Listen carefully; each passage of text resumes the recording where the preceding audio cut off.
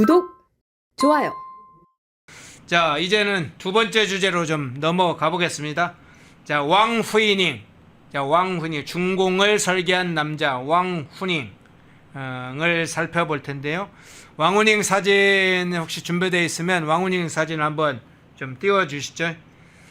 자, 이 통일전선 전략가, 그러니까 사실은 중국을 움직이는 것은 공산당, 중국 공산당이긴 하지만 시진핑이 그걸 대표하고 있지만 시진핑이 지금 여러 가지로 위험한 상태 이런 얘기가 있는데 사실 그 안에서도 중국을 움직이는 인물들이 있어요. 그 인물들을 좀 몇 사람을 알 필요가 있는데 왕후닝 어떤 사람인가요? 저도 왕후닝 이름을 뭐 최근에 들어서 네. 어떤 사람인지 봤더니 학자 출신입니다. 예. 그래서 학자 출신이니까 논문이 있겠죠. 네. 그래서 가장 먼저 이제 논문을 좀 찾아봤는데요. 이분이 논문을 뭘로 받았냐면, 그러니까 서방, 미국이죠. 미국으로 대표되는 자유민주주의, 그리고 자유민주주의가 잘 굴러가기 위해서는 당연히 자유시장 경제가 필요하겠죠. 네. 이 두 개를 아주 맹렬히 공격한 것으로 석사 논문을 받은 분입니다. 받았고요. 정치에 입문하게 된 계기는 천안무 사건 이후, 그러니까 89년도에 입문을 해서 대단한 것이 지금 서열 4위거든요. 서열 그래? 4위인데 어떻게 서열 4위가 됐냐면 주요 아까 말씀하셨던 것처럼 주요 이론을 다 설계한 사람이에요. 2000년부터 지금 시주석까지. 그래서 뭐 그러니까 네. 시진핑의 뇌에 있다 이렇게 보면 됩니까? 네, 맞습니다. 브레인이다. 음. 킹메이커다. 뭐 이런 얘기 우리나라에서도 뭐 중앙선관위에서 이 사람만 뭐 띄우려고 했던 것 같은데 특히 우리 뭐 많이 들어보셨죠? 중국몽. 예. 신시대 뭐 중국 특색 사회주의 그 기조를 만든 사람이고 또 특이한 건 후진타오 때 보니까 중국이 중진국으로 올라섰더라고요. 뭐 GDP가 4배로 늘고 네네. 그때도 과학적 발전관이라고 해서 약간 자본주의를 받아들이는 것 같은 뉘앙스로 그 설계를 했었었죠. 근데 일관성이 있어요. 뭐 어떤 주석에 따라서 자본주의를 배척한다, 받아들인다 그런 것 같진 않고요. 확실하게 일관성은 있습니다. 그게 뭐냐면 우리가 자본가도 컨트롤할 수 있어야 되고 그리고 당이 갖고 있는 영도권을 절대로 넘겨주진 않는다. 그리고 엘리트주의자예요. 그래서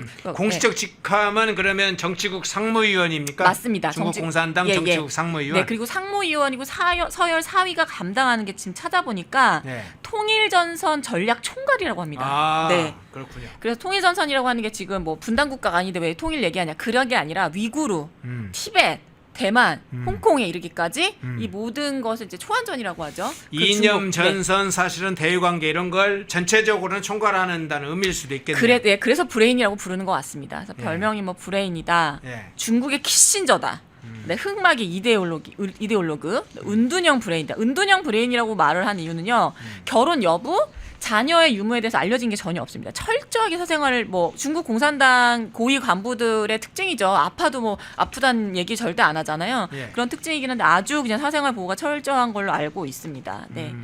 그러니까 외부에 이 사람의 존재 자체를 중국 공산당이 드러내고 있지를 않군요. 네, 맞습니다. 예. 그래서 미국을 가장 잘 아는 학자다. 동시에 미국 자유주의의 가장 날카로운 비판자다. 이런 평가를 받고 있는 사람입니다. 그런데 지금 관심되는 대목 중에 오늘 초점을 맞추려고 하는 건 이제 전체적으로 이 왕후닝이 대외적으로 또 이념 선전의 어떤 포커스도 있지만 대만과 관련해서 좀 관심이 있어서 지금 이걸 이야기를 좀 해보시려고 한 거잖아요. 예, 맞습니다. 대만 통일 전략을 배우다, 이게 왕후닝이 그 배우다, 이게 어떤 의미입니까? 네, 기본적으로 이제 중국을 둘러싸고 있는 소국들, 작은 다른 나라들을 이제 흡수하기 위한 통일 전략을 꾸준히 구사해 왔던 것도 맞고요. 네. 그렇기 때문에 아마 그 3명의 주석에 걸쳐서 3명의 주석에 걸치면 2000년부터 장점인부터 하더라도 지금 25년째 아닙니까? 그러니까 그 이념을 설계할 만큼 똑똑한 사람이기도 하지만 주로 담당했던 것들이 통일 정책이었기 때문에 롱런할 수 있었지 않았나 생각합니다. 근데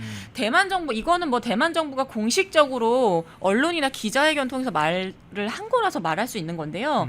대만 정부는 아예 이제 공식 문서로 공식 발표를 했습니다. 2020년, 2024년 총통 선거에 개입을 했었다. 그래서 대만 국가안보국에서는 뭐 틱톡이나 위챗을 통해서 심리전 진행했었고, 또 대만 법무부 조사국에서는 중국 공산당, 그러니까 CCP하고 연결이 되어 있는 대만 유튜버, 또 대만의 단체 등의 자금 조사를 한번 실제로 했었고요. 그래서 결국에는 공식적 입장이 맞다. 개입한 게 맞고 배후에 왕후닝이 있는 게 맞다. 근데 이제 그렇지만 재선거는 했는지 봤더니 재선거는 안 했어요. 재선거는 하지 않았고 뭐 결과에 영향을 미친 것은 아니기 때문에 재선거는 하진 않았지만 이 사람이 만든 그 어떤 기조나 사조에 의해서 그 대만 선거에 개입이 됐다는 것은 확실하게 이야기를 했고요. 그 부분은 그러면 조금 자세히 한번 여쭤볼게요. 네. 그 사진 중에 아까 이제 왕후닝 관련된 사진을 다른 사진 있으면 그것도 띄워주시고요. 중간에 그 왕후닝만 나온 사진이 있으면 띄워주시고 거기에 시진핑 관련된 사진들도 있으면 같이 띄워주세요. 연관된 직접적으로 연관이 안 됐다도 배경으로 좀 띄워주세요.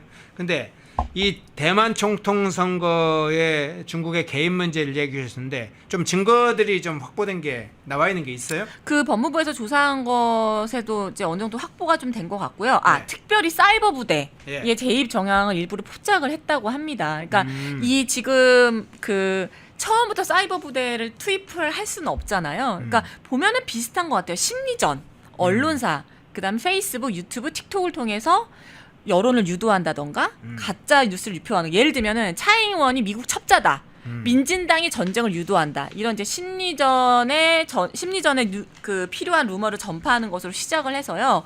언론을 매수하고 통일전선, 그러니까 그 대만을 먹기 위한 거죠. 네. 대만 제일 중요한 거는 사실 통일전선에서 제일 중요한 건 기업가, 정치인, 학자를 매수하는 겁니다. 그렇죠. 대만을 그런 식으로 호주를 그렇게 사실 매수를 맞습니다. 많이 했죠. 네, 맞습니다. 그래서 주로 사람들에게 신임을 얻는 스피커들을 많이 흡수를 하고 논문이나 연구 결과를 발표할 수 있는 뭐 그 연구나 학자 같은 사람들도 매수를 많이 하고요. 정치인 당연히 포함이 되고요. 네. 그리고 발표한 것 중에 좀 특이한 게 실제로 이분이 그 무슨 얘기를 했었냐면은 대만 청년과 지식인을 온라인 문화 교류를 통해서 오도하라.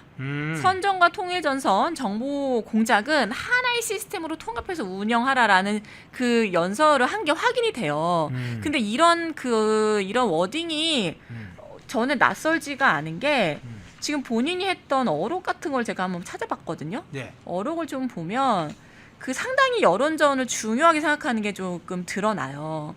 그래서 본인이 뭐 이제 논문에도 썼습니다만 공산주의는 통합을, 자유주의는 해체를 지향한다. 그리고 자유시장은 이기심을 제도화한다. 뭐 이런 것들을 이제 논문에 나와 있는데 주로는 이제 요새는 정보전이 중요하다.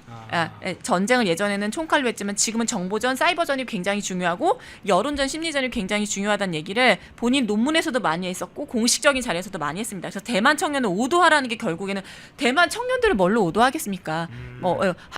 그 학교에서, 그렇죠, 언론에서, 유튜버들을 통해서, 인플루언서들을 통해서 하잖아요. 네. 그래서 아마 그 지령에 따라서 이런 뭐 언론사나 정당 서버를 해킹하는 시도가 있거나 아까 말씀드렸지만 페이스북이나 유튜브 통해서 또 틱톡을 많이 하잖아요. 대만 쪽은. 그래서 틱톡 통해서 여론을 유도한다거나 뭐 이런 식으로 접근을 해서 결국에는 여론전으로 지금 대만의 선거에 개입한 것으로 밝혀졌습니다. 그렇군요. 네. 사이버 공작과 심리전을 상당히 집중했다. 1단계. 얼음 노제님은 하이브리드전, 그런 거 맞습니다. 연관이 돼 있겠네요. 네.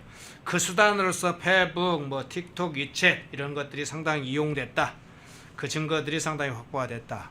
근데 이거 미국도 좀 주목하고 있을 것 같은데 이런 문제들을 어떻게 미국은 평가하고 있어요? 미국 같은 경우는 싱크탱크 중에 한 곳인 전략국제문제연구소라는 데가 있습니다. 네. 그래서 이제 중국이 2024년 대만 총통 선거에 군사적 위협뿐만 아니라 미디어 조작, 아까 말씀드렸잖아요. 언론, 그리고 경제 외교 압박 등 회색지대 전략을 활용했다, 이렇게 봤고요. 또 랜드 코퍼레이션이라고, 여기도 싱크탱크 기관 중에 하나인데 여기서 또 이렇게 얘기했어요. 이 랜드 코퍼레이션이라는 게 뭘 좀 주로 하냐면 딥페이크나 인공지능을 활용한 그 아까 말씀하신 하이브리드 전이 있었는지 없었는지를 좀 면밀하게 살펴보는데 유능한 기관인 것 같아요. 그래서 이 보고서 하나 발표했는데 중국이 페이스북, 인스타그램, 트위터 등 SNS에서 조직적으로 여론을 조작했고 정보 왜곡 캠페인을 실행했다는 정황을 아예 문서에서 발표를 했습니다. 특별히 인공지능을 이용한 딥페이크, 가짜뉴스, 이런 네트워크 활용으로 굉장히 정교하면서 유권자들의 표심을 교란하기 위한 목적이 명확하다, 이렇게 아예 공식적으로 문서를 발표했었죠. 대만 선거에 대해서는요. 네. 그렇군요. B21님은 전문 프로파간다 꾼 왕문잉 이렇게 이야기하셨네요. 꿈나라님은 왕훈이란 인간과 선관이 노태학 김용빈을 체포해서 조사라고 보냐. 그 얘기 해볼게요. 이 선관위하고 연관이 돼 있어서 마침 좀 댓글도 주셨는데 스금평의 괴벨스 예 그렇게도 보이네요. 이념적인 것 선전전에서 상당한 전략가이고 상당 구체적인 방향과 전술을 제시해주는 사람으로 보이네요. 근데 앞서 이제 우리나라 선관위 문제도 이야기해서 왕원익 문제 언급을 해주셨는데 선관위가 실제 왕원익을 구체적으로 언급도 하고 어떤 사항들을 제시한 적이 있어요? 네, 놀랍게도 있습니다. 예. 그 혹시 준비된 화면이 있으면 화면 한번 같이 보면서 얘기하면 좋을 것 같은데요. 예. 그 2018년입니다. 그거 잠깐만요. 한번 그 왕운잉 편 선관위 관련된 왕운잉 편 그 사진 이미지 있으면 한번 띄워주시겠어요? 자, 우리나라 선관위가 왕운잉을 그거 한번 띄워주시죠. 저거 말씀하세요? 예, 맞습니다. 예. 저게 이제 그 시크릿이라는 제목으로 만들어진, 그러니까 민주주의와 리더십이라는 코너가 있었어요. 중앙선관위에서 만든 유튜브 안에 있는 채널입니다. 예. 유튜브 채널 안에 있는 하나의 코너죠. 그래서 1%만 아는 리더들의 비밀 시크릿이라는 이제 하나의 그 브랜드가 되겠죠. 저 네. 채널 안 시크릿, 그러니까 1%가 되는 이제 세계적인 지도자들을 우리가 소개한다. 그래서 이제 그 중에 한 명으로 이제 왕운잉이 소개가 됐어요. 네, 업로드 시기는 2018년에서 2019년인데 이게 이제 저걸 받지 않았겠습니까? 구독자들이? 네. 이제 반발을 하고 난리가 났죠. 아니 어떻게 중국의 전체주의 정권 인사를 리더십 모델로 제안을 하냐. 우리나라는 민주주의인데 이거 교육 취지가 전혀 맞지 않다. 그리고 메르켈이랑 폼페이오도 한번 했었거든요. 근데 메르켈이랑 폼페이오하고 했을 때 너무 비중 차이가 많이 난다. 그리고 또 뭐 그런 얘기를 했어요. 브레인이다. 뭐 킹메이커다 이런 표현을 썼나 봐요. 그러니까 그거에 대해서 이제 좀 굉장히 반발이 있었겠죠. 그래서 시리즈 기획 의도로 보면 민주주의의 리더십을 교육한다고 하면서 저 사람을 이제 소개를 한 거예요. 그 민주주의가 어떤 민주주의인지. 그러니까요. 예. 저도 궁금합니다. 그 자유민주주의가 맞았는지 모르겠는데 예. 민주주의 및 리더십을 교육한다는 취지로 만들어진 시리즈 안에서 중국 서열 4위, 그때 뭐 5위였다는 얘기도 있었습니다만 그 임무를 하면서 뭐 중국의 브레인이다. 장점인부터 계속해서 3대에 이르기까지 주석들의 이념 설계를 한 사람이다. 그래서 킹메이커다 이렇게 보도를 하니까 내 세금으로 지금 중앙선관위가 어쨌든 세금으로 운영되는 기관 아닙니까? 내 세금으로 지금 중국 칭찬하는 거냐 이런 댓글이 막 달리니까 또 2020년에 바로 지웠어요. 그런 적이 한 번 있었다 이거 말씀드립니다. 네. 야, 왕운잉 같은 중국을 세계의 제1의 국가 중국몽을 실현하고 주변 국가들의 이런 사이버 공작을 비밀리에 지금 추진하고 있는 아주 중요한 가장 그 설계자이자 가장 중요한 역할을 하고 있는 인간을 우리나라 선관위가 상당히 민주주의에 대해서 잘 알고 그 인물로서 왕운잉을 소개했다니 참 선관위가 믿자 친자 쓰지 않으면 도저히 이해가 다 납득하기 어려울 겁니다. 근데 왕운잉을 왜 경계해야 되나 이런 의문 다시 드네요. 이 사람이 이제 그 했던 말 같은, 그러니까 말이라는 게 결국 그 사람의 가치관을 담고 있는 거잖아요. 네. 몇 가지 이 사람이 했던 어록을 말씀드리겠습니다. 네. 사상은 무형의 무기이며 언론은 가장 조용한 전차다. 통일 전선은 철학이 아닌 작전이다. 전통적인 전쟁은 도시를 점령하지만 정보전은 정신을 점령한다. 이런 얘기를 했습니다. 근데 제가 주요 어록을 보면서 누굴 생각을 했냐면요.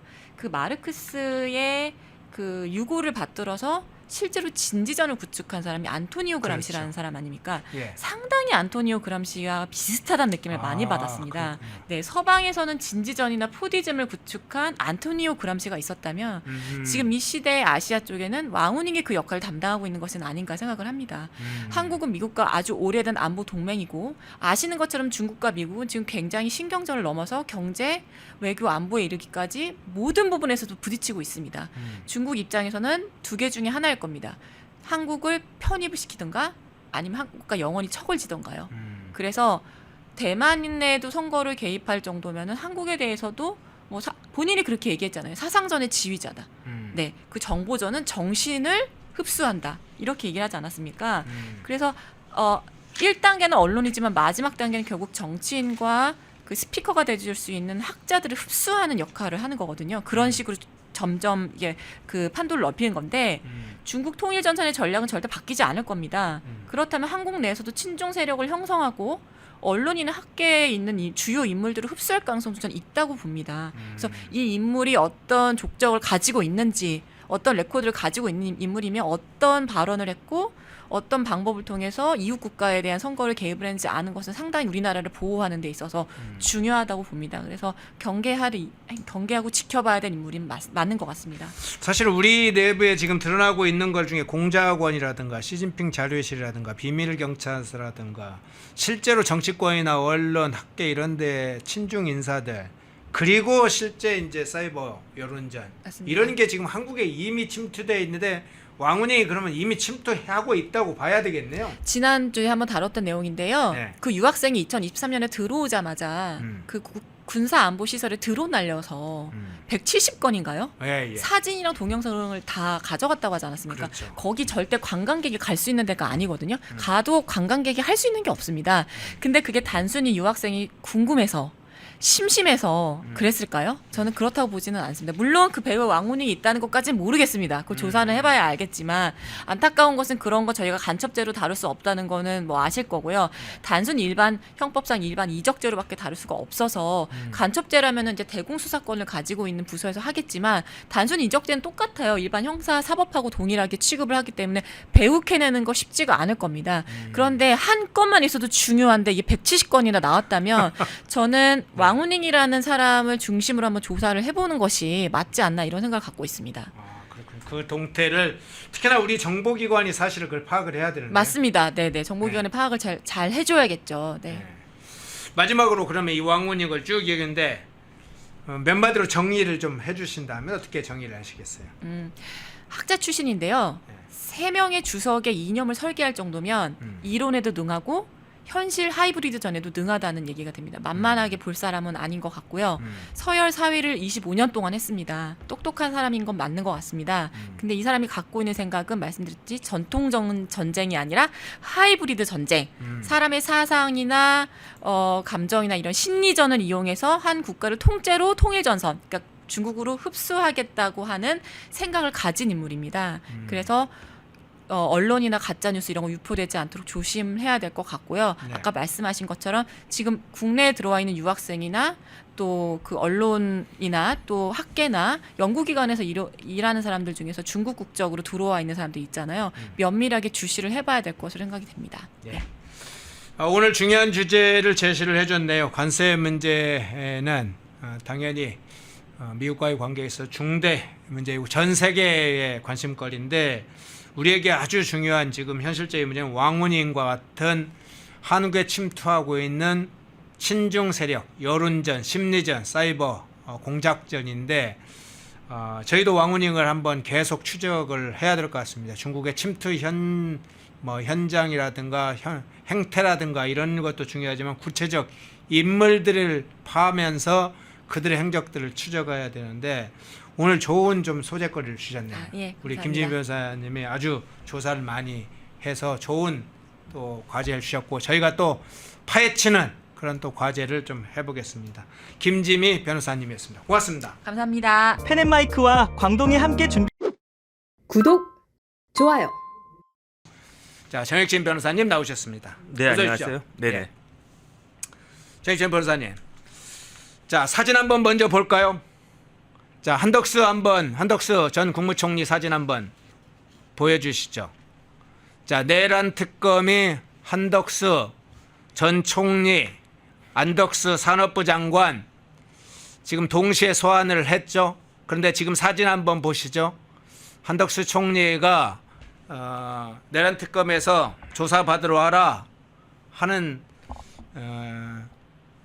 불러서 지금 자진 출두를 했는데 지금 옆에 있는 사람이 내란 특검 수사관입니다. 저렇게 팔을 잡고 약간 끌고 가듯이 저렇게 들어가는 장면인데 어제 이제 방송에도 좀 나왔고 사진으로도 오늘 주요 매체에서 저걸 사진으로 좀 보도를 했더라고요. 밑에 끌려가느냐 뭐 그런 이제 좀 텍스트 달았던데 저 장면 어떻게 보세요?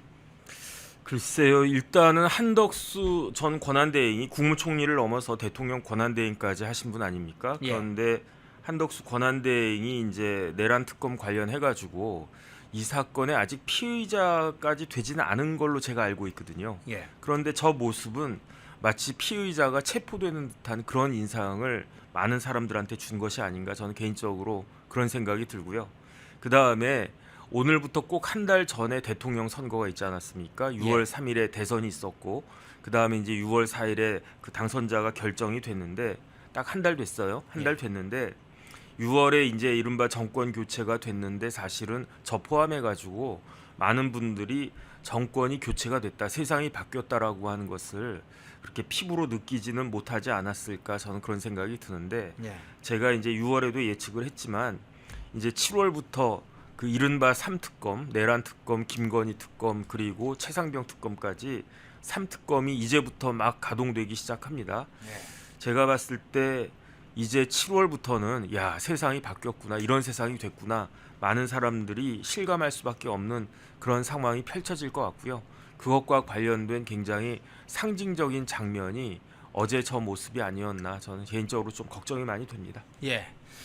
방금 이제 피해자인지 참고인인지 그 부분도 좀 이야기를 해주셨는데 일단 한석수 권한대행 총리 소환돼서 어제 이제 저 열 몇 시간 동안 조사를 받았는데 어떤 내용이 주요 내용으로 조사됐을 것으로 보십니까? 일단은 내란 특검의 가장 그 뭐라 그럴까 타겟은 누가 뭐라고 해도 윤석열 대통령 아니겠습니까? 그러니까 윤석열 대통령 관련해 가지고 사실은 엄격하게 법리대로만 따지면 이게 내란이 성립될 수 있을까? 아직까지 나온 그 여러 가지 그 상황만으로는 법률가들은 변호사들은 그렇게 많이 보고 있어요. 왜 보고 있느냐?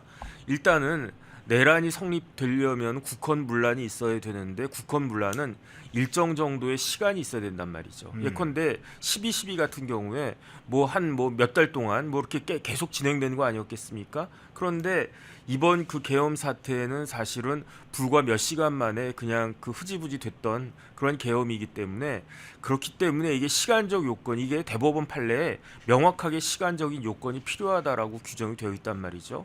그래서 그런 부분들 관련해 가지고 요번에 논란이 있을 것 같은데 물론 만약에 대법원 판례가 변경돼 가지고 시간적 요건 그런 거 별로 필요 없다, 그건 별로 중요한 것이 아니다, 그러니까 유죄다, 그러니까 내란이다, 이렇게 이야기하면 할 말은 또 없을 수 있는데 어쨌든 지금까지의 대법원 판례는 그런 부분들, 내란죄 관련해 가지고는 그런 부분들이 있기 때문에 아마 이제 뭐 특검도 이런 부분들 잘 알지 않겠습니까? 조은석 특검 고검장까지 그 했던 그 분인데 이런 부분들 뭐 본인이 누구보다도 잘 알 거예요. 그렇기 때문에 어찌됐든지 간에 이런 부분들을 꿰어 맞추거나 아니면은 시간적 요건이 불비함에도 불구하고 다른 요소들로 인해서 내란죄가 성립되게끔 하기 위해서 이런저런 많은 것들이 추가적인 그 방증 자료들이 필요할 것 같은데 그러니까 이제 한덕수 그 당시에는 게 국무총리였죠. 한덕수 총리부터 국무위원들 관련해 가지고 그 다음에 이제 군 관계자들 무슨 사령관들 그런 사람들로부터 많은 진술과 여러 가지 것들이 그 필요하다라고 생각이 되고요. 그런 의미에서 이제 한덕수 권한대행에 대해서도 굉장히 강도 높게 몰아붙이지 않을까 저는 그런 생각 듭니다. 예. 내란 특검이 현재 한덕수 권한대행에 대해서 출국 금지 조치를 현재 이제 유지하고 있는 걸로 지금 알고 있습니다. 네네. 그런데 오늘 아침에 이제 조간 신문에 나온 걸 보니까 비상계엄 반대자라 하더라도 계엄 방지죄를 적용하겠다 이런 분위기가 내란 특검에 좀 있다고 해요. 그리고 이제 그게 좀 사실이라면 사실상 한덕수 대행을 기소 대상자로, 그러니까 피의자로 전환하거나 조만간 형사처벌의 방향으로 가는 거 아니냐, 이렇게 지금 그런 방향으로 갈 가능성 어떻게 보세요? 일단은 경찰의 한덕수 권한대행 대선도 전인 5월 달에 이미 출국 금지 요청을 했었고요. 그 다음에 그 출금이 지금까지 계속 유지가 되는 거고, 그 다음에 이제 뭐 내란 그 출국 금지는 뭐 내란 특검이 하든 경찰이 하든 유지가 되기만 하면 계속 그 리볼빙만 되면은 이제 출국 금지는 이루어지는 거고. 그런데 상식적으로 봤을 때 한덕수 권한대행이 뭐 어디 뭐 미국이나 어디로 뭐 도망갈 수 있겠습니까? 그런 상황도 전혀 아닌데 그럼에도 출국 금지를 시켜놨다라고 하는 것도 제가 봤을 때 하나의 상징적인 그런 모습을 보여주는 것이 아닌가 저는 그런 생각이 들고요. 그 다음에 아마 답정너식으로 한덕수 권한대행을 비롯해가지고 그 당시 이제 윤석열 정부의 마지막 국무위원들 중에 뭐 최상목 총리나 뭐 이런 최상목 부총리나 그러니까 이런 사람들에 대해서는 특검이 어찌됐든지 간에 이제 무조건적으로 기소하지 않을까 저는 개인적으로 그런 생각을 하거든요. 원래 수사라고 하는 거는 검사가 피의자들 불러가지고 소명을 쭉 다 들어보는 거예요. 그래서 그 변명이 일리가 있다. 그러면 이 사람은 뭐 큰 혐의가 없구나 해가지고 빼주든지. 그런데 이제 어쨌든 피의자는 무조건적으로 자기 변명하도록 되어 있는 거 아니겠습니까?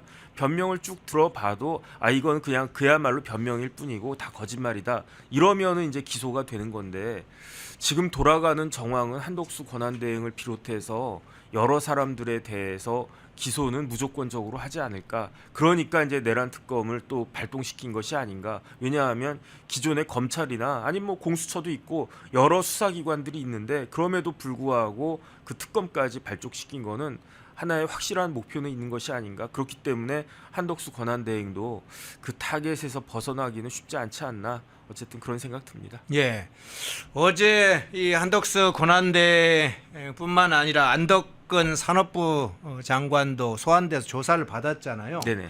근데 안덕근 이 장관의 경우에는 비상계엄 선포 직전에 열렸던 국무회의에 참석도 하지 않은 걸로 알려져 있는데 네네. 이런 사람을 왜 조사를 합니까? 일단은 그 국무회의가 2번 있었잖아요. 예. 그 계엄을 선포할 때 국무회의가 있었고 그다음에 계엄 해제와 관련된 국무회의가 있었는데 안덕근 장관 같은 경우에는 1차 국무회의 때는 참석하지 않은 걸로 알려져 있고 예. 그런데 계엄 해제 국무회의 때는 이제 참석한 걸로 알려져 있으니까 그러니까 이제 외곽에서부터 이렇게 쭉 밀고 들어오는 거 아닌가 저는 그런 생각 들거든요. 그러니까 일단은 그 1차 국무회의에 참석하지 않았지만 2차 국무회의에 참석했던 그 장관들 불러가지고 그때 그 국무회의 정황은 어땠는가, 모습은 어땠는가 그런 부분들에 대해서 이야기를 쭉 듣고 그리고 난 다음에 애당초 그 계엄 선포할 때 그때 국무회의에 참석했던 장관들을 이후에 추가적으로 부르지 않을까 일단 그런 생각이 들고 예. 그렇게 따지면 사실은 한덕수 권한대행에 대해서는 맨 마지막에 부르는 게 맞는데 그래도 이것도 제가 봤을 땐 하나의 수석 기법이라고 생각이 되는데 일단 한덕수 권한대행 상징적인 인물이니까 예. 먼저 불러가지고 조사하는 모습을 이렇게 언론에다 보여주고 그리고 난 다음에 차근차근 한 명씩 이렇게 그 부르는 거 아닌가 그런 생각이 드는데요. 근데 제가 그 조응천 전 의원 그 유튜브 나와서 말씀하시는 걸 들었어요. 예. 조응천 의원이 특수부 검사였단 말이에요. 중앙지검의 특수부 검사였는데 조은석 특검보다 연수원 기수가 1년 빨라요. 그러니까 검찰도 1년 선배란 이야기죠. 그런데 1년 선후배 지간으로 특수통 검사 둘이서 서울중앙지검 특수부에서 같이 근무를 했었는데 조은석 특검이 수사를 굉장히 잘했대요. 그래서 피의자들 불러가지고 쉽게 말하면 지금 민주당에서 그렇게 그 비난하는 그런 특수부 검사들의 그 모습을 전형적으로 보여줬다. 뭐 이런 말씀을 갖다가 하시던데 그래서 피의자들 영혼을 갖다가 그냥 탈탈탈 털어버린대요. 조은석 특검이 조은석 과거에 특검이 옛날 특검 할 때요. 그 검사할 때 특수부 검사할 때. 그러면서 조응천 의원이 웃긴 말도 했는데 뭐 어떤 이야기를 갖다가 했느냐 이름이 조은석이잖아요. 예. 옆에서 같은 특수부 1년 선배 조응천 검사가 그 당시 옆에서 1년 후배 조은석 검사가 그 뭐라 그럴까 그 피의자들 막 이렇게 그 다루는 걸 딱 보면서 야 너는 조은석이 아니라 나쁜 석이다. 나쁜 사 그렇게 이야기할 정도로 예. 그 다음에 이제 그 악랄했다는 얘기네요. 조은석 특검이 검사할 때 그 평이 어쨌든 캐릭터가 있는 검사다라는 평을 검사들한테 많이 받았거든요. 그 이야기는 2가지인데 첫 번째는 일단 아주 철저하게 그냥 그 수사를 굉장히 치밀하게 그야말로 특수부 검사답게 잘한다. 그 다음에 2번째는 그렇기 때문에 좌고우면하지 않고 아무것도 보지 않고 결과만을 위해서 그렇게 그 일을 갖다가 한다. 그 이야기를 이제 특수부 그 검사들 사이에서는 조은석 특검의 그 평인데 그래서 뭐 윗사람 아랫사람 이야기도 안 듣고 그냥 자기 하고 싶은 대로 그렇게 쭉 한다. 이런 이야기들이 그 법조계에서는 많이 돌았는데 조은석 특검이 연수원 19기인가 그럴 거고요. 예. 그 다음에 이재명 대통령이 18기 아니겠습니까? 그러니까 그 법조 경력으로 1년 선후배 지간이에요. 조은석 특검하고 이재명 대통령하고. 그래서 이런저런 것들 다 잘 알고 그다음 뭐 대표적으로 연수원 동기 중에 누가 있냐면 우병우 민정수석도 연수원 19기고 같은 특수부 검사 출신이고 그러니까 그 특수부 연수원 19기에 아주 그냥 그 비교되는 특수부 검사가 우병우, 조은석 이렇게 두 사람이었던 거 아니겠습니까? 그런데 우병우를 그 특검으로 할 수는 없으니까 그러니까 조은석 그 검사장을 특검으로 한 것이 아닌가 일단 그런 생각이 들고 그래서 어쨌든 많은 사람들이 굉장히 곤경에 처해질 수 있겠다 그런 생각 듭니다. 그 얘기 하니까 좀 한번 생각이 열핏 나네요. 저도 이제 특수부 검사들한테 수사도 받아보고 네네. 형사부 검사들한테 수사도 받아봤거든요. 네네. 특수부 검사들한테 물론 더 많이 수사를 받아봤는데 형사부 검사들은 한 2차례, 3차례 정도 받아봤고 특수부 검사들은 한 8번, 7, 8번 받아봤는데 네네. 고생했네요. 아 완전히 이 수사 스타일이 다르더라고요. 형사부 검사들은 사실관계 위주로 쭉쭉쭉 이렇게 확인을 하면서 자신의 이야기와 맞지 않으면 우리가 지금 가지고 있는 증거 자료였다 이렇게 비교해서 사실관계 위주로 좀 드라이하게 하는데 네네. 특수부 검사들은 느낌에 그런 게 아니라 처음부터 어떤 방향으로 쭉 끌고 가는 유형 때로는 네 말이 맞다 하면서 한참 하다가 그 말을 또 트집 잡아서 반대의 증거를 삼아서 그것을 뒤집고 하는 이런 딱 목표를 정해놓고 진짜 앞서 말씀드린 그런 방식으로 유도형 뭐 여러 가지 형태로 딱 틀을 만들어 놓고 그렇게 하는 걸 보면서 이 수사 기법이나 스타일이 다르다 이런 걸 실제로 이제 느끼게 됐는데 밖에서 보기엔 어떻습니까? 그러니까 원래 그 수사 같은 거는요 귀납적으로 해야 되는 거예요. 원래. 그러니까 이 사람 이야기도 들어보고 이 사람 이야기도 들어보고 그 판단하고 또 모르겠으면 또 불러가지고 이런 식으로 수사를 하는 게 그게 이제 정상적인 수사인데 그런데 일 잘한다라고 하는 검사들은 수사를 어떻게 하느냐 그 귀납법적으로 하는 게 아니라 그냥 연역법적으로 하는 거예요. 결론을 딱 정해놓고 거기에 그냥 꿰어 맞추는 거예요.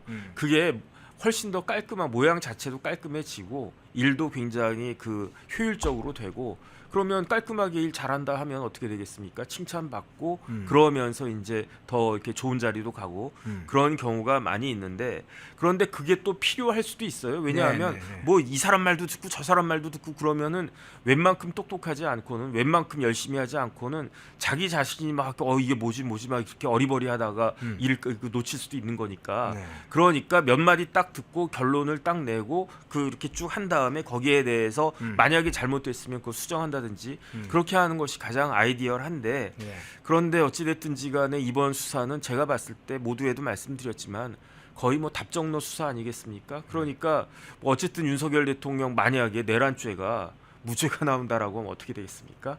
그러면 여태까지 했던 모든 특검 자체에 존재 의미가 없어지는 거잖아요. 특검이 뭐 이것저것 뭐 그것도 그거지만 돈만 해도 몇백억 쓰는 조직이 이제 특검 아니겠습니까? 그러니까 어쨌든 결과를 내기 위해서라도 그 특검의 수사가 굉장히 그 강하게 진행이 될 것 같다 그런 생각 듭니다. 예. 그러면 이 주제와 관련해서 마지막 질문을 해볼게요. 아까 이제 안덕근 산업부 장관도 참고인으로 소환돼 조사를 받았고 유상임 과기부 장관도 지금 소환해서 조사가 이루어지고 있는데 이런 방향으로 오면 이제 국무위원 전체를 소환해서 조사하겠다 이렇게 지금 공포하는 걸로 알려졌는데 결국 김문수 고용노동부 장관까지 그러면 소환합니까? 국무위원이었는데 그거는 뭐 수사기관이 알아서 하겠죠. 뭐 그 이론적으로는 김문수 전 후보도 예. 수사할 수 있는 거 아니겠습니까? 그래서 만약에 그때 단일화가 이루어졌고 그래서 한덕수 권한대행 쪽으로 단일화가 이루어졌다. 그랬는데 한덕수 권한대행이 후보로 나가는데 패했다. 그래도 마찬가지로 한덕수 권한대행에 대해서 수사가 진행되지 않았겠습니까? 그런데 물론 이제 김문수 그 전 후보 같은 경우에는 그 장관 하실 때 고용노동부 장관 하실 때 그 국무회의에 1차 국무회의에는 참석하지 않으셨단 말이죠. 예. 그러니까 계엄으로부터는 뭐 상당히 자유로울 수 있는 어느 정도 자유로울 수 있는 그런 위치에 있고 그렇기 때문에 굳이 그 김문수 전 후보까지 기소하거나 그럴 수는 없겠죠. 예. 아무리 그렇다라고 하더라도 그다음 뭐 기소가 돼봤자 어차피 무죄 나올 확률이 훨씬 더 높아질 거고 그다음에 이제 그 대통령 후보까지 했었으니까 굉장히 무리한 수사다 이런 이야기 들을 테니까 제 개인적인 생각으로는 김문수 그 뭐 전 장관까지 소환해서 그 조사할 수 있을진 몰라도 기소는 안 할 것 같은데 뭐 굳이 그 김문수 전 장관까지 부를 필요가 있을까? 이건 제 개인적인 생각인데 특검은 어떻게 생각할지 한번 두고 보겠습니다. 예. 예, 내란 특검의 한덕수 전 총리 겸 권한대 문제 다뤄봤고요. 주제를 확 바꿔서 다른 주제 한번 좀 다뤄볼게요. 동학농민 혁명, 이거 저희가 한번 그 좀 다뤄본 적이 있는데 마침 이 관련해서 조례를 발의했던 당사자가 입장을 밝혔기 때문에 그 부분과 연관해서 한번 좀 다뤄보겠습니다. 지금 동학농민혁명 참여자 유족 수당 지급 논란이 계속되고 있습니다. 뭐 주요 매체에서도 보도를 하고 있고 지역사회에서도 좀 논란이 되고 있다고 해요. 전북 특별자치도의 조례를 만들어서 지금 진행하는데 이게 지금 만일 이게 타당성을 갖는다면 사실상 동학농민혁명 참여했던 뭐 후손 그 유족이 이제 국가 보훈 대상이 될 가능성도 있어 보여요. 어떻게 보세요? 글쎄요, 뭐 조례 가지고 국가 보훈 대상까지 될 수 있을지는 모르겠는데 예. 어쨌든 전라북도에서 조례로 뭐 이렇게 뭐 보상을 갖다 한다든지 예우를 한다든지 그런 이야기인 것 같은데 이게 그 뭐 가능한 일인가? 저는 개인적으로 그런 생각이 들고요. 예. 그다음에 예컨대 전라북도가 돈이 많아가지고 자기 도의 예산으로 뭐 그렇게 한다, 그게 도민들의 뜻이다. 그러면 모르겠는데 일단 그렇게 뭐 조례로 정해놓고 그것을 더 발전시켜가지고 어쨌든 국가 예산으로 이런 사람들에게 대해서까지 그 보상을 갖다가 해야 된다. 이렇게 하면 그러면은 국민적 공감을 갖다가 얻을 수 있을 것인가? 전 그런 부분들에선 회의가 많이 됩니다. 네. 내용을 좀 한번 살펴볼게요. 유족 수당 지급 이게 논란이 되면서 이 조례를 대표 발의한 염영선, 이름이 염영선입니다. 전북 도의원이 언론에서나 여러 이제 관련된 학자들이 역사학자들도 이건 좀 문제가 많다. 동학농민혁명을 이런 방식으로 해서 조례를 만들어서 그 참가자, 유족까지 하게 되면 여러 역사적 논란이 빚어지게 된다. 동학농민 혁명 그 이름 자체도 그렇지만 여러 가지 그 당사자들 거기에 참여했던 사람들 예를 들면 안중근의 부친인 안덕근이라는 분은 당시에 이 동학농민혁명 진압의 당사자였는데 그러면 안중근은 어떻게 되는 거냐 그 반역의 아들이 되는 거냐 뭐 여러 가지 역사적 논란도 발생한다 뭐 이래서 적절하지 않다 이런 게 이제 지적되니까 이 염영선 전북도의원이 이런 얘기했어요. 역사의 무지에서 비롯된 것이다. 이건 그러니까 니들이 저 뭘 잘 몰라서 그런 것이다 이렇게 했어요. 그리고는 자세히 설명은 안 했는데 제가 그래서 이 내용을 보도하는 학자들과 관련 매체들을 살펴보니까 이런 내용이 있었습니다. 전북 지역 정치권이나 역사학계들이 어떻게 보느냐 이런 주장을 하는 거죠. 1894년 동학농민혁명 1차 봉기는 반봉건 민주혁명이다. 반봉건 민주혁명이라고 딱 보더라고요. 2차 봉기는 일본 침략군에 맞선 항일 의병 전쟁이다. 이렇게 보면서 동학농민혁명이 일본군에 의해 좌절되었지만 3.1 독립운동, 4.19 민주혁명, 5.18 민주화운동, 이후 촛불시민혁명, 최근 빛의 혁명으로 이어져 민족민주운동에 깊은 영향을 끼친 대한민국 민주주의의 시원으로 평가받고 있다. 그러니까 이 출발점이 우리 대한민국의 민주주의의 출발점이 이 동학농민혁명이다. 이렇게 지금 규정을 하더라고요. 그러면서 전봉준 장군이 추구했던 항일투쟁 정신과 안중근 의사가 추구했던 항일투쟁 정신은 가치 역사에 빛낼 위대한 정신이다. 뭐 이러면서 민주혁명 뭐 이 관련된 여러 가지 이야기를 하던데 이런 부분에 대한 역사 인식이나 조례가 근거가 되는 이런 어떤 역사적 근거 이거 어떻게 평가하세요?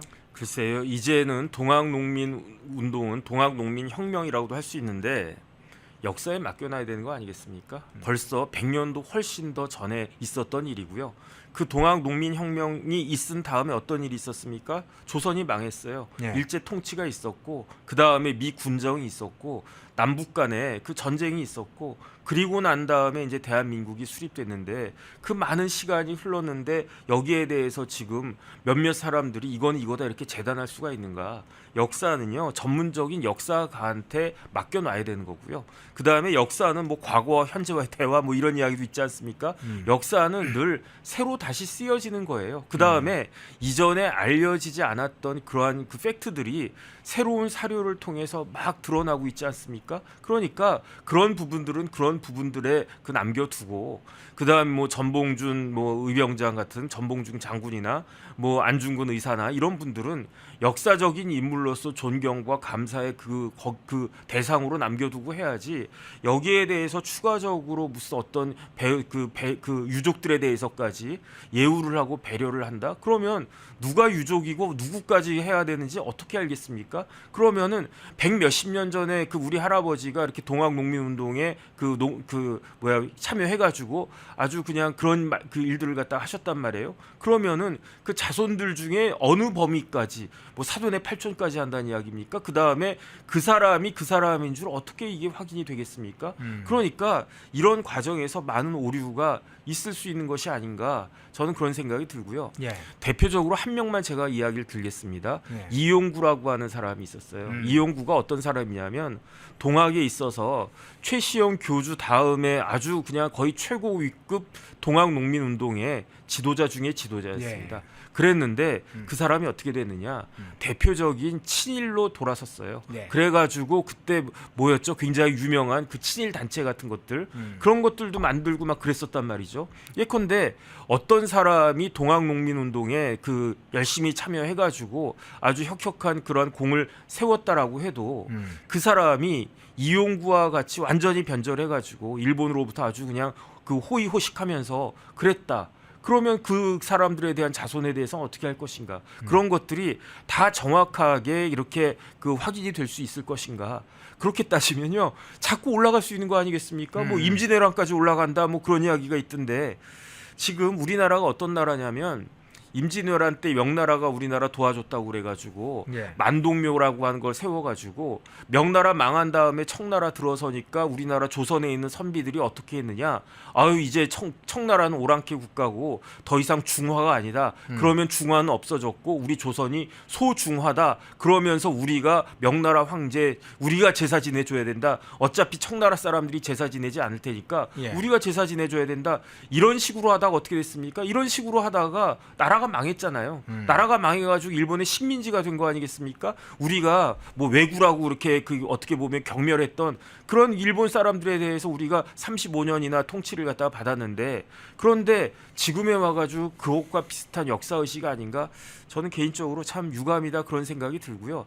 차라리 그럴 그 시간과 그럴 여유가 있으면은 동학농민운동에서 열심히 그 헌신했던 그런 분들 한 명이라도 더 찾아가지고 그 뜻을 갖다가 기리고 아주 그냥 그 예우하고 그러는 게 낫지 누가 누군지도 모르는 그런 사람들한테 뭐 그렇게 그 뭐 예우를 갖다 하면서 보상해주겠다라고 하는 그 아이디어가 저는 참 그 이해가 되지가 않고 좀 예. 황당합니다. 예. 그런데 이 부분도 한번 좀 한번 살펴보겠습니다. 그 광주 하면 그리고 전남 포괄적으로는 전남 하면 특히 이제 광주 경우에 5.18이 민주화운동 이건 이제 광주 정치권 등 뭐 포함해서 과거의 과거 제야라고 불리는 과거 좌파들 이 5.18 민주화운동을 일종의 정치적 자산 또는 정치적 상징으로 지금 광주는 생각하고 있잖아요. 네네. 전북 지역이 이 동학농민혁명을 이렇게 지금 뭐 유족수 참여자 유족 수당까지 주겠다 조례를 만들고 이렇게 하는 일들이 단순하게 참가자들 문제만이 아니라 우리 전북도 광주 못지않게 동학농민이라는 게 있어 그게 민주주의에 훨씬 5.18 이전에 벌써 민주주의의 시원점 거기서부터 출발한 거야 하는 일종의 정치적 자산 상징물로 만들려는 게 아닌지 이런 생각도 좀 들게 하거든요. 글쎄 뭐 그것까지는 모르겠고요. 어쨌든 5.18도 1980년에 있었던 일이잖아요. 예. 1980년에 있었던 일이니까 지금이 2025년이니까 벌써 45년 전 일 아니겠습니까? 5.18을 기억한 사람이 몇 명이나 있겠습니까? 저 같은 경우에 86년에 대학 딱 들어갔는데 그때 뭐 넘어 뭐 그 책도 막 보고 그때 뭐 이것저것 뭐 많은 것들을 보고 알지 못했던 것들을 그 봤기 때문에 사실 충격도 받고 놀라기도 했었는데 지금은 그때로부터도 또 40년이 지나간 그 시점 아니겠습니까? 그러니까 이런 것 자체에 대해서도 많은 국민들이 뭐 그 조금 그 정확하게 이게 그 규명돼야 되는 거 아니냐 이런 생각들도 할 수 있는 것 같은데 그런데 이 5.18은 고사하고 그 동학까지 간다라고 하면 그러면은 이게 나가도 역사적으로 너무너무 나간 거 아닌가? 그럼 차라리 일제시대 때 그 독립운동하셨던 항거하셨던 그런 분들에 대해서도 더 먼저 그 예우를 갖다가 하고 거기에 대해서 더 하는 게 그게 중요한 거 아니겠습니까? 그럼 뭐 임시정부 때나 뭐 그럴 때 그런 분들에 대해서 예우했다는 이야기 제대로 예우했다는 이야기를 들은 적이 있는가? 더 중요한 건 뭐냐면요. 우리나라가 늦었지만 지금이라도 제대로 예우해 드려야 될 사람들은 누구냐? 아직도 살아계신 분들 많이 있어요. 어떤 뭐냐? 6.25 때 참전하셔가지고 그래서 진짜 평생 고생하시고 그랬던 분들 있지 않습니까? 네. 6.25 때 그 전사하셨던 분들, 다치신 분들, 그 다음에 그 유족들, 그 뭐야 그런 분들에 대해서 먼저 그 보상을 갖다 하고 예우를 하고 그리고 난 다음에 그 여유가 있으면 그 일제 시대 때 독립운동 하셨던 분들 그리고 또 여유가 있으면 동학 뭐 그 다음에 그 뭐야 그 뭐 을사조약 이후에도 의병이 막 불같이 일어났었어요. 예. 순서대로 따지면 그렇게 가야지 왜 그걸 점프해가지고 동학으로 가는가? 이거를 얼마나 많은 사람들이 그거 할 수 있겠는가? 그 수긍할 수 있겠는가? 이런 부분들은 좀 잘 생각해야 되는 거 아닌가 싶습니다. 예. 동학농민혁명, 저는 이제 가부농민 전쟁, 가비농민 운동 뭐 이런 게 더 적절하지 않나 이렇게 생각합니다만은 이게 왜 혁명인지 뭐 구질서를 바꾸는데 무슨 결정적 영향을 했다고 보는 건지 전봉준 장군의 관련된 뭐 여러 가지 이야기도 있습니다. 흥선대원군과의 관계. 그래서 여러 가지 역사적 평가가 필요한데 이렇게 딱 역사적으로 한쪽으로 딱 정해놓고 이런 정치권이 작업을 하는 것이 적절한지 그것까지 이야기를 했습니다. 마침 6.25 전쟁에 참전했던 희생자 또는 부상자 그 유족들 이거조차 국가가 지방자치제가 책임지고 예우하고 있지 못한데 무슨 지금 그 타령을 하고 있는지 참 그런 생각도 드네요. 자, 주제를 넘어가서 조국당 문제 한번 좀 넘어가 보겠습니다. 이 검찰 인사와 관련해서 조국당이 이재명 정부 이 검찰 인사에 대해서 상당히 세게 발언을 하네요. 이재명 정부의 인사가 맞느냐 그러면서 원점에서 재검토 해달라 이렇게 요구를 했는데요. 김학의 출국 금지 사건 수사팀 관련자들 있죠. 송강 검찰국장 이 사람이 광주 고검장으로 영전을 했죠. 임세진 검찰과장 서울 남부지검 금융조사 1부장 이렇게 요직으로 전부 됐는데 조국당이 이거 참담하다. 그러니 이거 다시 없던 걸로 해라. 이렇게 요청을 했는데 이재명 검찰 인사를 조국당이 직접 비판하는 상황이 됐네요. 글쎄요. 그런데 전 조금 그 납득이 되지가 않는 게 이해가 예. 되지 않는 게 예컨대 송강 검사장이 검찰국장에서 광주 고검장으로 갔다. 그래서 그 지방검사장급에서 고등검사장급으로 올라간 건 사실인데요. 예. 근데 사실 검찰국장이 더 좋은 자리예요. 더 세요? 광주 고검장 뭐 특별히 할 일이 얼마나 있나 그런 생각이 들고 네. 오히려 검찰국장이 검찰의 모든 인사와 뭐 조직을 다 총괄하는 그런 자리니까 훨씬 더 요직이다 일단은 그런 생각이 들고 그 다음에 임세진 검찰과장도 검찰국장 밑에 아주 그 부장검사급으로는 최고 요직인데 그런데 이제 물론 이제 남부지검 금융조사 부장도 그 아주 중요한 자리죠. 뭐 그건 그런데 제가 제일 이해가 되지가 않는 거, 납득이 되지가 않는 거. 네. 조국혁신당에서 조국당에서는 검찰 없애야 된다라고 이야기하잖아요. 그랬죠. 그 다음에 추석 밥상까지는 검찰이 없어질 것이다라고 여당에서 이야기한 거 아니겠습니까? 그러니까 민주당과 조국당이 똑같이 검찰이라고 한 조직은 아예 없애버려야 돼. 그래서 검수완박이 아니라 검수완분이라고 그러더라고요. 검찰 수사권 완전 분해해가지고 이제 박살내는 걸 떠나가지고 아예 그냥 가루를 만들어내겠다 이 이야기 아니겠습니까? 그러면 추석이 언제인지 모르겠는데 뭐 한 10월이라고 치고 벌써 7월 아니겠습니까? 끼케야 3개월이면 대한민국의 검찰이라고 한 조직은 없어진다는 이야기 아닌가? 그렇다라고 하면 뭐 누가 뭐 광주 고검장이 되고 누가 뭐 남부의 뭐 부장검사가 되고 그게 무슨 의미가 있겠습니까? 예컨대 송강 검사장 광주 고검장으로 영전했어요. 차관급으로 영전하는 겁니다.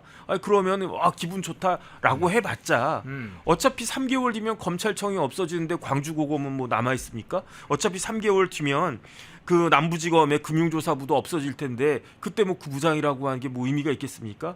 저분들은요, 저 사람들은 다 옷을 벗어서 그냥 변호사를 하든지 아니면 뭐 중수청 같은 게 생긴다라고 하면 거기에 수사관으로, 검사도 아니에요 거기는, 그냥 수사관으로 가든지 아니면은 공소처 공소처 그 기소를 담당하는 네. 공소처 가가지고 그냥 그 법원에 들어가가지고 판사님 눈치 보면서 재판이나 하든지 운명은 셋 중에 하나인데 뭐 이거 마치 검찰이 영영 계속될 것처럼 만약에 검찰이 계속 간다라고 하면 그러면 이제 조국혁신당에서 주장하는 바가 일리가 있죠. 왜냐하면 송강이 광주 고검장 올라갔어. 그러면은 검찰총장 후보자가 되겠네.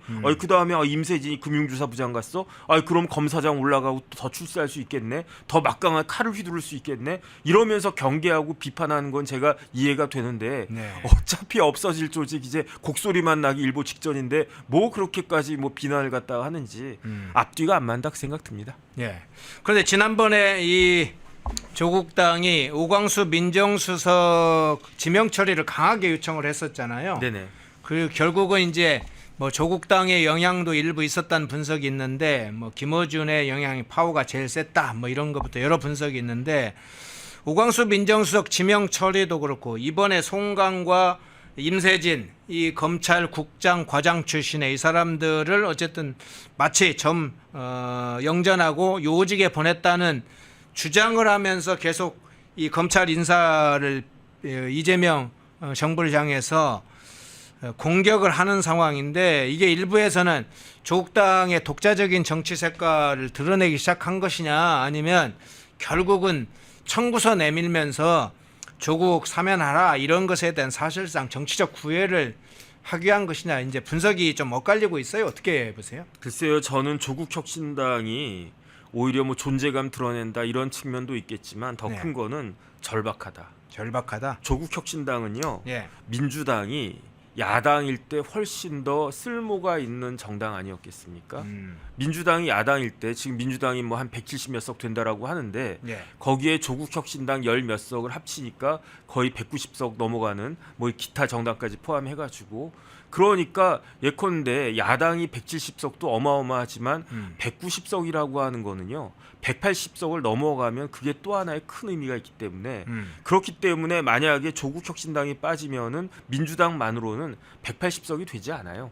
그런데 야당 역할을 진짜 강하게 하려면 180석이 필요했던 거 아니겠습니까? 그러니까 그때는 오히려 조국혁신당의 존재감이 훨씬 더 컸는데 그런데 지금 조국혁신당은요 제3당일 뿐이고 실질적으로 민주당 마음먹기에 따라서는 제2야당일 뿐이고 그 다음에 교섭단체도 구성할 수 없는 10몇 석짜리 꼬마 정당일 뿐 아니겠습니까?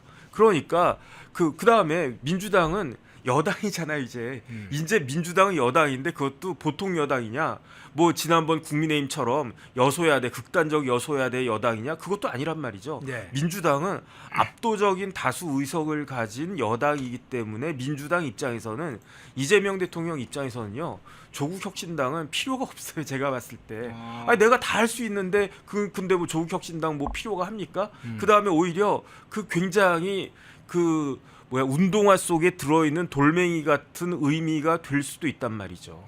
예컨대 지금 조국혁신당에서 제일 주장하는 뭡니까? 그거는 그 사면 복권인데 조국 전 대표의 사면 복권인데 만약에 조국 전 대표가 사면 복권 되면은 이재명 대통령한테 별로 좋을 거 없을 것 같다는 저는 생각이 드는 게 제가 만약에 조국 전 대표라고 하더라도요. 만약에 이재명 대통령님이 나를 사면해 주시면은 감사는 하겠지만 제일 먼저 할 건 무엇이냐? 저는 무조건 출마합니다. 어디 출마할 거냐?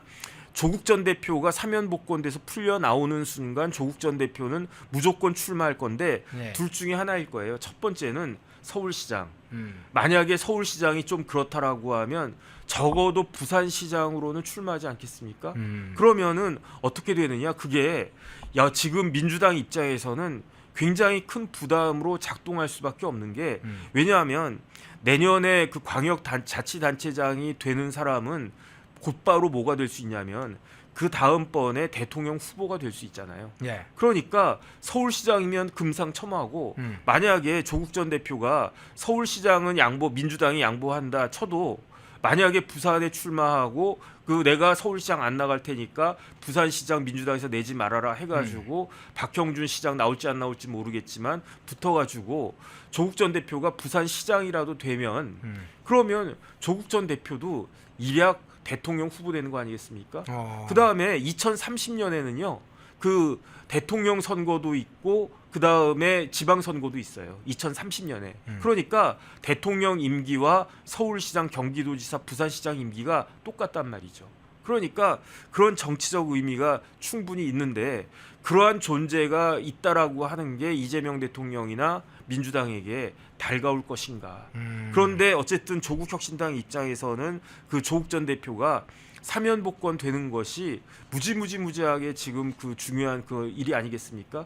그래야지 조국 전 대표가 사면 복권 돼서 본인도 출마하고 그래야 어디 시장이든 도지사든 그다음에 구청장이든 몇 석이라도 조국혁신당이 가져가는 것과 그렇지 않은 것은 굉장히 그 미래에 있어서 차이가 있기 때문에 조국혁신당은요 지금까지 비례 그 대표만 있지 비례로만 뽑혔지 선출직은 그 일반 그 지역구에서 선출된 사람은 단 한 명도 없지 않나? 저는 지금 한 명도 없죠. 근데 그렇게 비례가 아닌 그야말로 뽑혀가지고 선출되는 그 사람과 네. 그렇지 않은 사람은 또 차이가 있는 거니까 그러니까 여러 가지로 여러 가지 그 의미가 있는데 결론적으로는 지금 조국혁신당은 정권이 교체가 돼서 좋기는 하겠지만 국민의힘이 계속 정권 연장하는 것보다 100배 낫겠지만 그렇다고 하더라도 지금 그렇게까지 마음이 민주당처럼 편하지는 않지 않을까. 개인적인 뇌피셜입니다. 예, 그럼 마지막 질문이 되겠네요.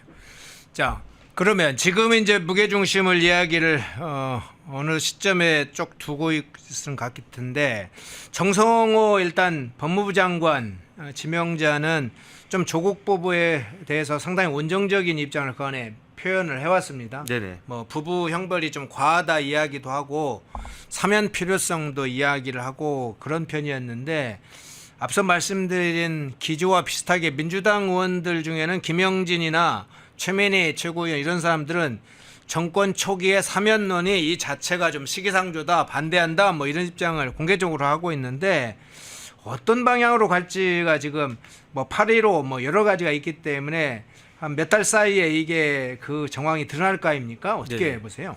글쎄요, 재헌절 특사 이야기도 나오던데 예. 제가 재헌절 특사 이야기는 들어보지 못했고 예. 그러니까 7월에는 사면 복권 이루어지지 않을 거고요. 예. 그런데 광복절 특사는 영화 제목도 있지 않습니까? 그러니까 광복절에는 특사가 당연히 있을 텐데 그때 조국 전 대표가 포함될 수 있을 것인가 이게 사실은 관전 포인트고요. 그 다음에 이제 정성호 의원 그 법무부 장관 후보자는 굉장히 그냥 온건한 분인 것 같아요. 제가 봐도 신사란 이야기도 듣고 막 그렇지 않습니까? 네. 그 다음에 이제 조국 전 대표하고는 서울대 법대 선후배 지간이기도 하고 그 다음에 같은 민주당 쪽 사람으로서 그 진보 진영으로서 굉장히 가까운 사이겠죠. 그래서 원론적이고 그 다음에 또 그 다음에 누가 뭐라고 그래도 이재명 대통령이 대통령 된 것에 대한 실질적인 최고 공신 몇 명 꼽으라고 하면 조국 전 대표 당연히 들어갈 수밖에 없습니다. 왜 그런가? 조국 혁신당이 없었으면요, 그 민주당 단독으로는 170석도 못 얻었을 거예요. 그런데 예컨대 민주당이 뭐 170석이라고 쳐봐요. 170석이라고 해도 그 윤석열 정권을 그렇게까지 몰아칠 수가 있었는가? 없었단 말이에요. 네. 범야권이 뭐 193석이다 뭐 이렇게까지 그 갔었으니까 190석이다 막 이렇게까지 갔었으니까 그러니까 몰아쳐서 결국은 윤석열 대통령이 계엄하게끔 만들었고 그 다음에 그 탄핵 소추까지 다 그 하게 만들었고 탄핵 결정까지 이루어지게 된 거 아니겠습니까? 네. 조국 혁신당이 없었으면요 그게 되지가 않는단 말이죠. 그 다음에 어쨌든 그 조국 전 대표하고 이재명 대표 당시 대표하고 그런 것들을 만들어냈기 때문에 조국 전 대표 입장에서는 당연히 이재명 대통령에게 그 비리 있다, 청구서가 있다라고 생각을 할 거고요. 거기에 대해서 이재명 대통령도 무시할 수는 없을 것 같은데 그런데 지금은 사람이 뭐 저도 마찬가지인데 뭐 이렇게 화장실 들어갈 때하고 나올 때하고 생각이 같으면 이상한 거 아니겠습니까? 그러니까 지금 입장에서 이재명 대통령이 이런저런 고민을 하지 않을까 그런 생각이 들고요. 어떤 결론이 나올지는 그거는 뭐 저로서는 잘 알 수가 없겠습니다. 예. 한덕수 전 권한대 조국당 문제까지 살펴봤습니다. 일부 정혁진 변호사님이었습니다. 고맙습니다. 네, 감사합니다. 펜앤마이크와 광동이 함께 준비한 광동 루테인 밀크시슬 혈행 개선, 노화로 인한 눈 건강, 간 건강. 펜앤마이크 TV 단독 할인 2개월분 한 박스에 3만원, 6개월분 세 박스에 84,000원. 펜앤마이크 구독자 전용 댓글 상단 할인 링크에서 구매 가능합니다. 전화 문의는 1661-6915, 전화 문의는 1661-6915. 펜앤마이크와 광동이 함께 준비한 광동 면역보감 데일리 스틱 2024년 건강기능식품 대상 높은 흡수율, 휴대와 섭취가 간편한 스틱형 펜앤마이크 TV 단독 할인 1개월분 한 박스에 33,000원, 3개월분 세 박스에 9만원. 펜앤마이크 구독자 전용 댓글 상단 할인 링크에서 구매 가능합니다. 전화 문의는 2661-6915, 전화 문의는 2661-6915.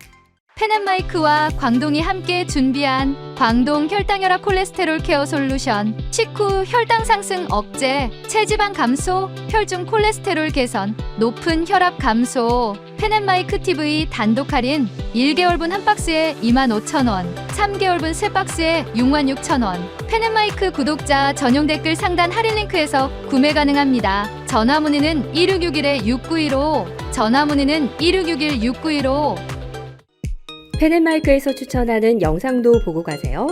다른 영상도 즐기시려면 구독 버튼을 꼭 눌러주세요.